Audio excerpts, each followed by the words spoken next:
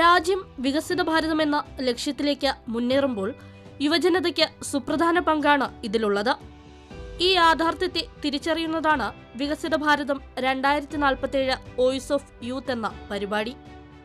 രാജ്യത്തെ യുവജനതയ്ക്ക് വികസിത ഭാരതം എന്ന കാഴ്ചപ്പാടിലേക്ക് ആശയങ്ങൾ സംഭാവന ചെയ്യുന്നതിനുള്ള വേദിയൊരുക്കുകയാണ് പരിപാടി.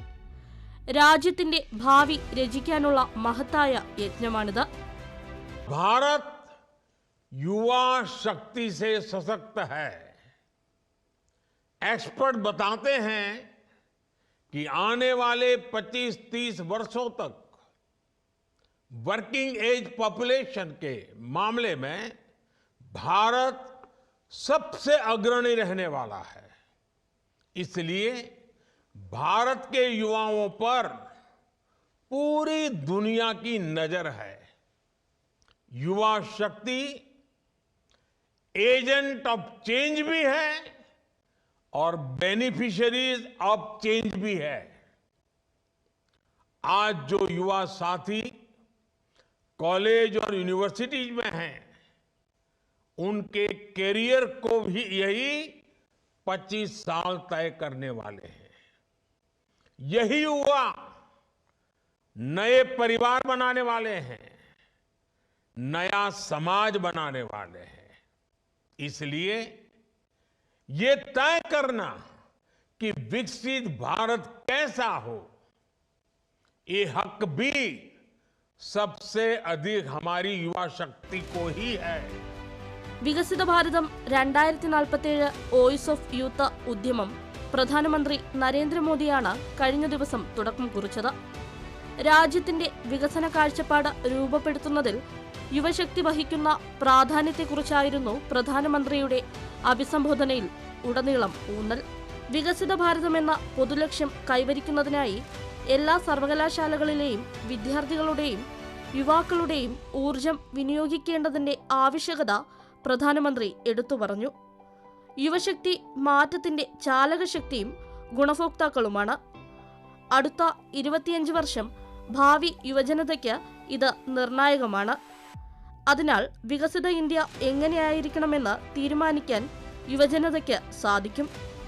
ഇത് മുന്നിൽ കണ്ട് രാജ്യത്തെ ഓരോ യുവാക്കളെയും വികസിത ഇന്ത്യയുടെ കർമ്മ പദ്ധതിയുമായി ബന്ധിപ്പിക്കാൻ സർക്കാർ ആഗ്രഹിക്കുന്നതായും പ്രധാനമന്ത്രി പറഞ്ഞു.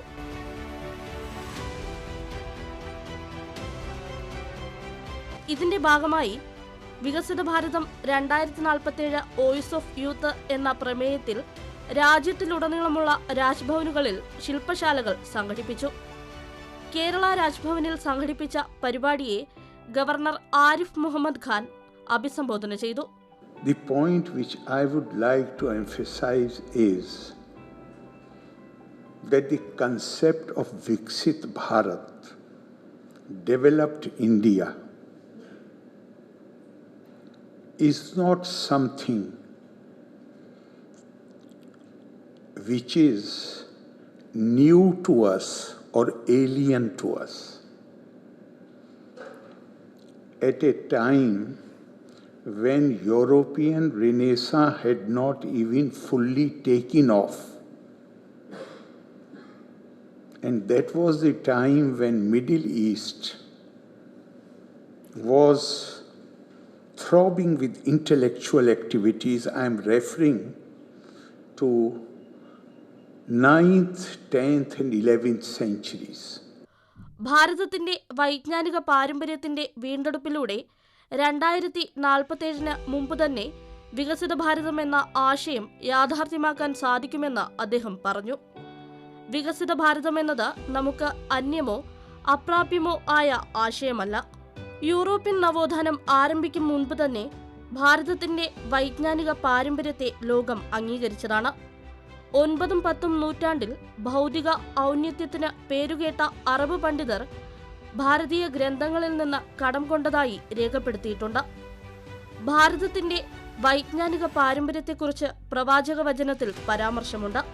ഭാരതീയ ദർശനത്തിൽ ജീവിതത്തിന്റെ പരമമായ ലക്ഷ്യം അറിവു തേടലാണ്.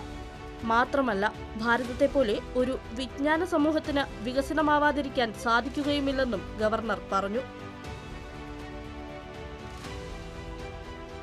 വികസിത ഭാരതം എന്ന പൊതുലക്ഷ്യം കൈവരിക്കുന്നതിനായി സംസ്ഥാനത്തെ സർവകലാശാലകളിലെയും വിദ്യാർത്ഥികളുടെയും യുവജനതയുടെയും ഊർജം വിനിയോഗിക്കേണ്ടതിന്റെ ആവശ്യകത അടിവരയിടുന്നതായിരുന്നു തുടർന്ന് കേരള രാജ്ഭവനിൽ നടന്ന പാനൽ ചർച്ച.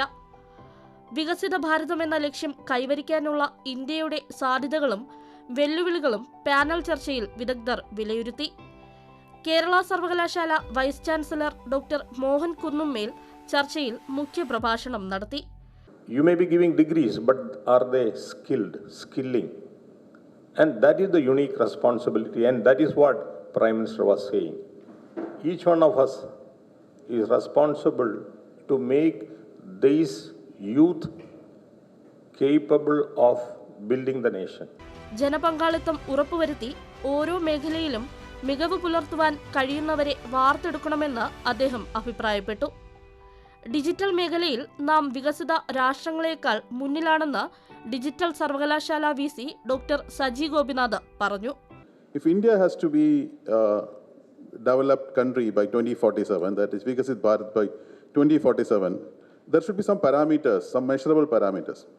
So at this front of us, one of the parameters is primarily to look at whether we can reach at the level of other developed countries as far as per capita income is concerned, the quality of life is concerned, the quality of infrastructure is concerned, things like that. So one of the indicator is that can we become a $30 trillion economy by 2047? രാജ്യത്തെ ബഹിരാകാശ രംഗത്തെ നേട്ടങ്ങൾ ദ്രുതഗതിയിലാണ് ഉണ്ടാകുന്നതെന്ന് IISER director professor Jayan മൂർത്തി വ്യക്തമാക്കി. But I can tell you 20 years down the line, now if I reflect back, if I look at basically the younger generation in the country, what a talent we have in our country. വേണ്ടത്ര അവസരങ്ങൾ സൃഷ്ടിച്ചുകൊണ്ട് യുവജനതയെ എങ്ങനെ ശാക്തീകരിക്കാം എന്നതിനെക്കുറിച്ചായിരുന്നു ഭൂരിപക്ഷം പേരും ചർച്ചയിൽ ശ്രദ്ധ കേന്ദ്രീകരിച്ചത്.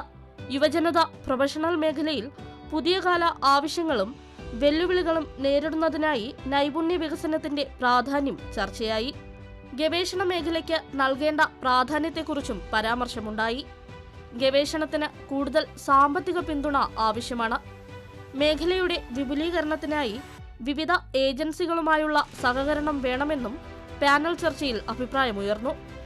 വിദ്യാഭ്യാസ മേഖലയും വ്യവസായ മേഖലയും തമ്മിൽ സമന്വയിപ്പിച്ചാൽ രണ്ട് മേഖലകളുടെയും വളർച്ചയ്ക്ക് വഴിതെളിക്കും. കൃഷിയിൽ കൂടുതൽ ശ്രദ്ധ കേന്ദ്രീകരിക്കണം. രാജ്യത്തെ GDP-യിൽ കൃഷി നൽകുന്ന സംഭാവനകളും ജനതയുടെ നിലനിൽപ്പും മുൻനിർത്തിയാണ് ഇത്. ജലത്തിന്റെ ഗുണനിലവാരം സംരക്ഷിക്കണം. ഭൂഗർഭജലത്തിന്റെ ഗുണമേന്മ ഉറപ്പാക്കാനായി നഗരാസൂത്രണത്തിൽ സർവകലാശാലകളുടെ സാധ്യതകൾ പ്രയോജനപ്പെടുത്തണമെന്ന് ശ്രദ്ധേയമായ അഭിപ്രായവും ചർച്ചയിൽ ഉയർന്നുവന്നു. കാലാവസ്ഥാ വ്യതിയാനത്തിന്റെ പ്രത്യാഘാതങ്ങൾ ലോകമൊട്ടാകെ ഇന്ന് അനുഭവപ്പെടുകയാണ്. ഇതിന്റെ അപകട സാധ്യതകളെക്കുറിച്ചും വെല്ലുവിളികളെക്കുറിച്ചും ചർച്ച നടന്നു. പ്രകൃതി ദുരന്തങ്ങളെ മുൻകൂട്ടി കണ്ട് ആസൂത്രണം ചെയ്യണമെന്ന് ചർച്ചയിൽ ആവശ്യമുയർന്നു. പുതിയ ആശയങ്ങൾ ഉയർന്നുവരുന്നതിലും നടപ്പിലാക്കുന്നതിലും സർവകലാശാലകൾ കേന്ദ്രബിന്ദുവായിരിക്കണം. സർവകലാശാലകളുടെ സ്വയംഭരണം എന്നത് കാലഘട്ടത്തിന്റെ ആവശ്യമാണെന്ന് ചർച്ചയിൽ പങ്കെടുത്ത വിദഗ്ധർ അഭിപ്രായപ്പെട്ടു. കേന്ദ്ര പിന്തുണയോടെ പ്രവർത്തിക്കുന്ന നിരവധി സർവകലാശാലകൾ രാജ്യത്തുണ്ട്. എന്നാൽ പ്രാദേശിക പിന്തുണയോടെ പ്രവർത്തിക്കുന്ന സർവകലാശാലകളെ അപേക്ഷിച്ച് അവയുടെ ഗുണനിലവാരം കൂടുതലാണ്. അതിനാൽ രാജ്യത്തെ എല്ലാ ഉന്നത വിദ്യാഭ്യാസ സ്ഥാപനങ്ങളും കേന്ദ്ര ഭരണത്തിന് കീഴിൽ കൊണ്ടുവരികയാണെങ്കിൽ സെൻട്രൽ യൂണിവേഴ്സിറ്റികളും IIT-കളും പോലെ നിലവാരം ഉറപ്പുവരുത്തുവാൻ കഴിയുമെന്ന് അഭിപ്രായമുയർന്നു. കേരളത്തിലെ സർവകലാശാലകളിലെ സീറ്റുകൾ ഒഴിഞ്ഞിരിക്കുന്ന അവസ്ഥയെക്കുറിച്ചും പരാമർശമുണ്ടായി. കൂടുതൽ നവീന കോഴ്സുകൾ കൊണ്ടുവരിക എന്ന പരിഹാരമാണ് ഇതിനായി മുന്നോട്ടുവെച്ചത്. ഉന്നത വിദ്യാഭ്യാസ സ്ഥാപനങ്ങളിലെ അധ്യാപക നിലവാരം ഉറപ്പുവരുത്തുന്നതിനെക്കുറിച്ചും ചർച്ച നടന്നു. വൈസ് ചാൻസലർമാരായ doctor B. Ashok, doctor Aravindakumar, doctor Pradeep Kumar, Sreechitra centre director professor Sanjay Bihari, CTCRI director doctor Baiju, IIST registrar professor Joseph Kuruvila തുടങ്ങിയവർ ചർച്ചയിൽ പങ്കെടുത്തു. വിവിധ സർവകലാശാലകളിൽ നിന്നുള്ള ഗവേഷകരും വിദ്യാർത്ഥികളും ചർച്ചയുടെ ഭാഗമായി. രാജ്യത്തെ ജനങ്ങളുമായി സംവദിച്ചും ഗ്രാമങ്ങളുടെയും നഗരങ്ങളുടെയും സ്പന്ദനങ്ങൾ അറിഞ്ഞും വികസിത് ഭാരത് സങ്കല്പ് യാത്ര തുടരുകയാണ്. നവംബർ 15-ന് ജാർഖണ്ഡിലെ ഖുന്തിയിൽ നിന്ന് പ്രധാനമന്ത്രി നരേന്ദ്രമോദി തുടക്കം കുറിച്ച യാത്ര രാജ്യത്തെ 36,000-ത്തിലധികം ഗ്രാമപഞ്ചായത്തുകളിൽ പര്യടനം നടത്തി. 1 കോടിയിലധികം പൗരന്മാരാണ് പരിപാടിയുടെ ഭാഗമായത്. 37 ലക്ഷത്തിലധികം ആളുകളാണ് ഉത്തർപ്രദേശിൽ വികസിത് സങ്കൽപ് യാത്രയിൽ പങ്കെടുത്തത്. 12.07 ലക്ഷം പേർ പങ്കെടുത്ത മഹാരാഷ്ട്രയും 11.58 ലക്ഷം പേർ പങ്കെടുത്ത ഗുജറാത്തും തൊട്ടുപിന്നിലുണ്ട്. ഇതുവരെ 9 ലക്ഷത്തിലധികം ആളുകൾ പങ്കെടുത്ത ജമ്മു കാശ്മീരിലും യാത്രയ്ക്ക് മികച്ച സ്വീകരണമാണ് ലഭിച്ചത്.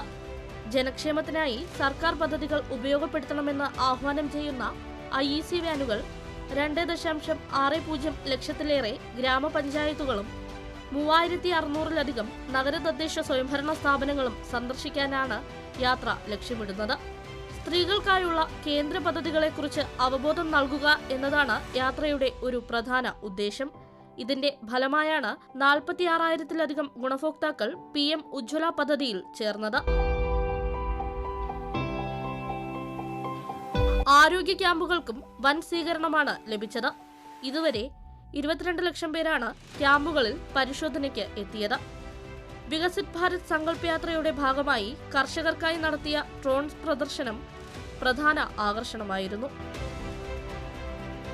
ഡ്രോൺ ദീദി സ്കീം നിലവിൽ വന്നതോടെ 15,000 വനിതാ സ്വയം സഹായ സംഘങ്ങൾക്ക് ഡ്രോണുകൾ നൽകുകയും ഇതിലെ 2 അംഗങ്ങൾക്ക് പരിശീലനം നൽകുകയും ചെയ്യുന്നു. ഡ്രോൺ പ്രദർശനം കാണുന്നതിന് നിരവധി പേരാണ് എത്തുന്നത്. സ്വയം സഹായ സംഘങ്ങൾ ഡ്രോൺ സേവനങ്ങൾ ചെറിയ തുകയ്ക്ക് വാടകയ്ക്ക് നൽകുന്നതിലൂടെ സംഘാംഗങ്ങൾക്ക് മറ്റൊരു വരുമാന മാർഗമാകുന്നു.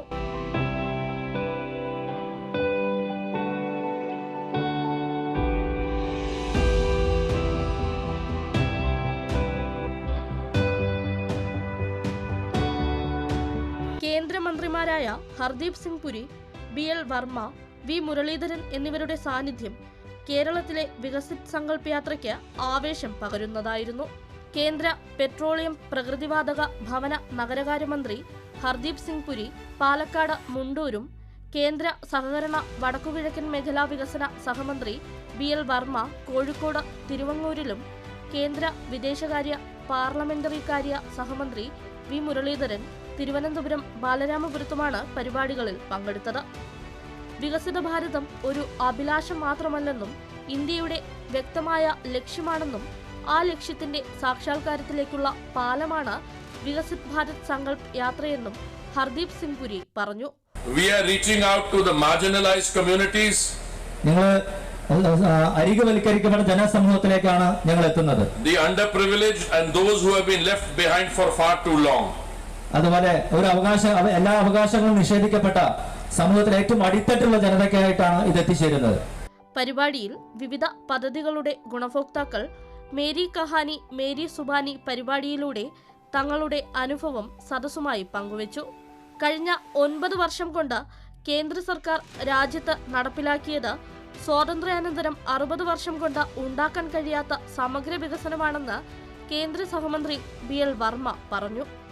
രാജ്യത്തെ പാവപ്പെട്ടവർക്ക് വരെ സീറോ ബാലൻസ് അക്കൗണ്ട് തുറക്കാൻ സഹായിച്ച ജൻധൻ യോജന ഇതിന് ഏറ്റവും വലിയ ഉദാഹരണമാണ്. മുൻപ് സർക്കാർ നൽകുന്ന ധനസഹായങ്ങൾ ഇടനിലക്കാർ കടന്ന് അർഹരായവരിലേക്ക് എത്താത്ത സാഹചര്യം ഉണ്ടായിരുന്നു. എന്നാൽ ഇന്ന് ജൻധൻ അക്കൗണ്ടിലേക്ക് നേരിട്ട് അവ എത്തുന്നത് ഇടനിലക്കാരുടെ അഴിമതി ഇല്ലാതാക്കിയതായും അദ്ദേഹം പറഞ്ഞു.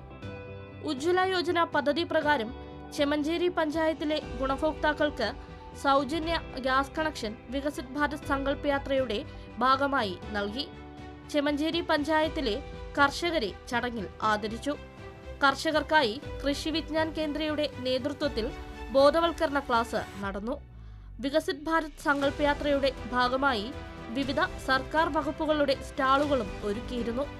സാധാരണക്കാരുടെ ജീവിത നിലവാരം മെച്ചപ്പെടുത്തി സമൃദ്ധമായ ഇന്ത്യ കെട്ടിപ്പടുക്കുകയാണ് വികസിത് ഭാരത് സങ്കൽപ് യാത്രയുടെ ലക്ഷ്യമെന്ന് കേന്ദ്ര സഹമന്ത്രി V മുരളീധരൻ പറഞ്ഞു. കേന്ദ്ര പദ്ധതികൾ സാധാരണക്കാരിലേക്ക് എത്തിക്കാൻ സർക്കാർ ഇറങ്ങിച്ചെല്ലുകയാണ്. കേരളത്തിന് ആഗോള ശ്രദ്ധ നേടിക്കൊടുത്ത മേഖലയാണ് ബാലരാമപുരം കൈത്തറിയെന്നും ആധുനിക കാലഘട്ടത്തിന്റെ ആവശ്യങ്ങൾക്കനുസരിച്ച് കൈത്തറി മേഖല നവീകരിക്കപ്പെടണമെന്നും കേന്ദ്രമന്ത്രി ചടങ്ങിൽ പറഞ്ഞു. വാസയോഗ്യമായിട്ടുള്ള വീടുകൾ ഉണ്ടാവുക, ഈ ഒരു ലക്ഷ്യത്തോടു കൂടിയാണ് കേന്ദ്ര സർക്കാരിന്റെ പ്രവർത്തനങ്ങൾ നടക്കുന്നത്. അതുകൊണ്ട് എല്ലാ മേഖലയിലും അതിനു വേണ്ടിയിട്ടുള്ള പ്രവർത്തനങ്ങൾ നടക്കുന്നതിന്റെ ഭാഗമായിട്ട് ഈ വികസിത് സങ്കല്പ യാത്രയുടെ ഇന്നത്തെ പരിപാടി ഇവിടെ ബാലരാമപുരത്ത് എത്തുമ്പോൾ തീർച്ചയായിട്ടും ഏറെ സന്തോഷമുണ്ട്. കാരണം വിദേശ രാജ്യങ്ങളിലേക്കുള്ള കയറ്റുമതിയുടെ 8-1 കൈത്തറി ഉൽപ്പന്നങ്ങളാണ്. അപ്പൊ നമ്മുടെ രാജ്യത്തെ സംബന്ധിച്ചോളം വളരെ സുപ്രധാനമായിട്ടുള്ള ഒരു മേഖലയാണ് കൈത്തറി മേഖല. ഏതാണ്ട് 25 ലക്ഷത്തോളം തറികൾ നമ്മുടെ രാജ്യത്തുണ്ട് എന്നാണ് കണക്കാക്കപ്പെട്ടിട്ടുള്ളത്. 30 ലക്ഷത്തോളം ആളുകൾ നേരിട്ട് ഈ തൊഴിലിൽ പങ്കാളികളാകുന്ന ആളുകളാണെന്നാണ് കണക്കാക്കപ്പെട്ടിട്ടുള്ളത്. അതുകൊണ്ട് ഈ മേഖലയിൽ എങ്ങനെ പുരോഗതി ഉണ്ടാക്കണം, ഈ മേഖലയിൽ എങ്ങനെ ഈ മേഖലയുടെ വളർച്ചയോടൊപ്പം ഈ പ്രദേശത്ത് ജനങ്ങൾക്ക് സാമ്പത്തികമായിട്ട് പ്രയോജനമുണ്ടാകുന്ന തരത്തിൽ കൈത്തറി മേഖലയെ എങ്ങനെ ശക്തിപ്പെടുത്താൻ കഴിയും, അതിനു വേണ്ടിയിട്ടുള്ള നിരവധി പദ്ധതികൾ, ആ പദ്ധതികൾ കേന്ദ്ര സർക്കാർ ആവിഷ്കരിച്ച് നടപ്പിലാക്കിക്കൊണ്ടിരിക്കുകയാണ്. വികസിത് ഭാരത് സങ്കല്പ യാത്ര കേരളത്തിലും പര്യടനം തുടരുമ്പോൾ ഡ്രോൺ പരീക്ഷണം യാത്രയിലെ ഒരു മുഖ്യ ആകർഷണമാവുകയാണ്. ഇടുക്കിയിലെ കാമാക്ഷി പഞ്ചായത്തിൽ നടന്ന ഡ്രോൺ പരീക്ഷണം കർഷകർക്ക് ആവേശം പകരുന്നതായിരുന്നു. കാർഷിക മേഖലയിൽ ഡ്രോൺ സാങ്കേതിക വിദ്യയുടെ ഉപയോഗം ഏറെ പ്രയോജനകരമാകുമെന്ന് കർഷകർ അഭിപ്രായപ്പെട്ടു. ഗ്രാമപഞ്ചായത്ത് മെമ്പർ ജോസ് തെച്ചേരിലിന്റെ കൃഷിയിടത്തിലാണ് ഡ്രോൺ പ്രദർശനം നടത്തിയത്. പ്രിയപ്പെട്ടവരെ, എൻ്റെ പേര് ജോസ് തെച്ചേരി. തീർച്ചയായിട്ടും വളരെ ഗുണകരമായ കാർഷിക മേഖലയ്ക്ക് ഒരു നവോത്ഥാനം പകരുന്ന രീതിയിലുള്ള കൃഷിരീതി, നല്ല ആധുനിക രീതിയിൽ കൃഷി ചെയ്യുവാനും അത് സമയബന്ധിതമായിട്ട് ആ പ്രവൃത്തി പൂർത്തീകരിക്കാനും ഒക്കെ ഈ ഡ്രോൺ സംവിധാനത്തിലൂടെ നമുക്ക് മരുന്നുകളി ഉൾപ്പെടെ വളങ്ങൾ ഉപയോഗം ഉൾപ്പെടെയുള്ള കാര്യങ്ങൾ നടത്തുവാൻ തീർച്ചയായിട്ടും കഴിയും. തീർച്ചയായും ഇതുപോലുള്ള പരിപാടികൾ കേന്ദ്ര ഗവൺമെൻറ് ആവിഷ്കരിച്ച് നടപ്പിലാക്കുന്ന പരിപാടി കാർഷിക മേഖലയ്ക്ക് ഒരു നവോത്ഥാനത്തിന് നിദാനമായി ഭവിക്കും എന്നുള്ള കാര്യം തർക്കമില്ല. ഭാരതത്തിന്റെ വികസനത്തിനായുള്ള ദൃഢപ്രതിജ്ഞയാണ് വികസിത് ഭാരത് സങ്കല്പ യാത്രയോട് അനുബന്ധിച്ച് നടക്കുന്ന പ്രതിജ്ഞ. ഇത് പരിപാടിയിൽ പങ്കെടുക്കുന്ന ഓരോ ഗുണഭോക്താവിനും പുതിയ ഊർജമാണ് നൽകുന്നത്. രാജ്യം സംരക്ഷിക്കുന്നവരെ ബഹുമാനിക്കുകയും ചെയ്യും. ഞാൻ ഭാരത പൗരൻ എന്ന നിലയിൽ എന്റെ കടമകൾ നിർവഹിക്കും. ജയ് ഹിന്ദ്. ജനസമ്പർക്ക ബോധവൽക്കരണ പരിപാടിയിൽ കർഷകരും വീട്ടമ്മമാരും കുട്ടികളും ഉൾപ്പെടെ 100-ലധികം പേരാണ് പങ്കെടുത്തത്. സെൻട്രൽ ബാങ്ക് പത്തനാപുരം ബ്രാഞ്ചിൽ നിന്ന് 7 കുടുംബശ്രീ യൂണിറ്റുകൾക്ക് ലിങ്കേജ് വായ്പയായി അനുവദിച്ച 1,30,00,000 രൂപ ചടങ്ങിൽ വിതരണം ചെയ്തു. വിവിധ കേന്ദ്ര പദ്ധതി ഗുണഭോക്താക്കൾ തങ്ങളുടെ അനുഭവങ്ങൾ പങ്കുവയ്ക്കുന്ന മേരി കഹാനി മേരി സുബാനി വികസിത് ഭാരത് സങ്കല്പ യാത്രയുടെ ഭാഗമാണ്. മുദ്രാ ലോൺ പ്രയോജനപ്പെടുത്തി ജനസേവ കേന്ദ്രം ആരംഭിച്ച കൊല്ലം പിറവന്തൂർ സ്വദേശി ഹരി അനുഭവങ്ങൾ പങ്കുവയ്ക്കുകയാണ്. ഞങ്ങൾ കുരുക്ഷേത്ര സേവാകേന്ദ്രം എന്ന് പറയുന്ന ഒരു സ്ഥാപനം ആരംഭിക്കുന്നതിനും 2017 ആരംഭിച്ചത്. 2017 Pathanapuram central bank Mudra loan വഴി ഞങ്ങൾ മുദ്രാ ലോൺ അനുവദിച്ചു തന്നു. ആ അനുവദിച്ചു തന്നതിൻ്റെ അടിസ്ഥാനത്തിൽ ഒരു സേവാകേന്ദ്രം ആരംഭിച്ചു. CSC സെൻറ്റർ, അതുപോലെ തന്നെ ഇൻഷുറൻസ് ഓഫീസ്, പച്ചക്കറി ഷോപ്പ്, അങ്ങനെ ഒരുപാട് സംവിധാനങ്ങൾ നമുക്ക് അതിനകത്തൂടെ ചെയ്യാൻ പറ്റി. എന്നാൽ ഒന്നിൽ കൂടുതൽ സ്ഥാപനങ്ങൾ ആ മുദ്രാ ലോൺ കൊണ്ട് തന്നെ പ്രവർത്തിക്കുന്നു, ഭംഗിയായിട്ട് തന്നെ പോകുന്നു. ഭാരതത്തിൻ്റെ പ്രധാനമന്ത്രി തുടങ്ങി വെച്ച ഈ വലിയ സങ്കല്പം, വലിയ ലക്ഷ്യം, ആ ലക്ഷ്യത്തിലേക്ക് എത്താൻ യുവാക്കളായിട്ടുള്ള ഞങ്ങളെല്ലാവരും അദ്ദേഹത്തോടൊപ്പം മുന്നോട്ടുണ്ട്. ജീവിതം മാറ്റിമറിച്ചതിന് കേന്ദ്ര സർക്കാരിന് നന്ദി പറയുകയാണ് എറണാകുളം വേങ്ങൂരിൽ നടന്ന വികസിത് ഭാരത് സങ്കല്പ യാത്രയിൽ ഒരു PM ഉജ്ജ്വല പദ്ധതി ഗുണഭോക്താവ്. മോദി സർക്കാരിന്റെ ഒരു സ്കീം എനിക്ക് അറിഞ്ഞു. ഞാൻ അതിൽ അപ്ലൈ ചെയ്തു. എനിക്ക് ഗ്യാസും അതിനോടൊപ്പം തന്നെ അടുപ്പും അതിന് റെഗുലേറ്ററും കിട്ടി. എനിക്ക് അതിൻ്റെതായ സന്തോഷവും അതിനൊപ്പം നന്ദിയുണ്ട്. ഈ ഗുണഭോക്താക്കൾ ഇന്ത്യയുടെ വികസന യാത്രയുടെ പ്രതീകങ്ങളാണ്. വികസിത് സങ്കല്പ യാത്ര ജനജീവിതത്തിന്റെ നേർസാക്ഷ്യങ്ങളാവുകയാണ്.